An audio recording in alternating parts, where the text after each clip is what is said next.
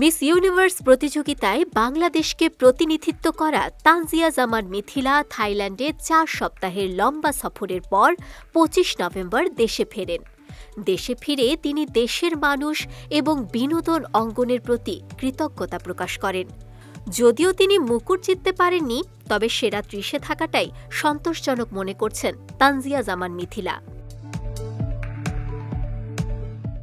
সম্প্রতি একটি টেলিভিশন অনুষ্ঠানে হাজির হয়ে মিথিলা মঞ্চে চ্যালেঞ্জিং মুহূর্তগুলো তুলে ধরেন।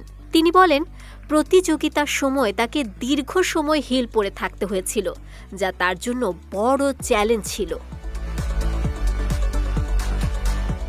মিথিলা বলেন, এই মুহূর্তে আমার বিগেস্ট ফিয়ার, আমি আর ৬ থেকে ৭ ইঞ্চি হিল পরতে চাই না।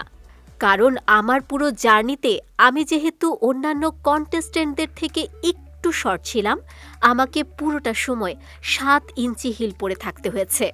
সেটার জন্য আমার পায়ে অনেক দাগ হয়ে গেছে। হিলের কথা শুনলেই এখন তার মনে ভয় লাগে, এমনটাও জানান তিনি। এদিকে মিথিলার অভিনীত ওয়েব ফিল্ম থার্সডে নাইট সম্প্রতি মুক্তি পেয়েছে। এটি বাংলাদেশের একটি বাস্তব অপরাধমূলক ঘটনার অনুপ্রেরণায় নির্মিত।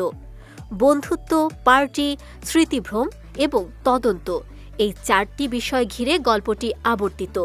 মিথিলার পাশাপাশি এতে অভিনয় করেছেন সামিরা খান মাহি, সৌম্যজ্যোতি, ফররুখ রেহান এবং তাওহিদুল তামিল।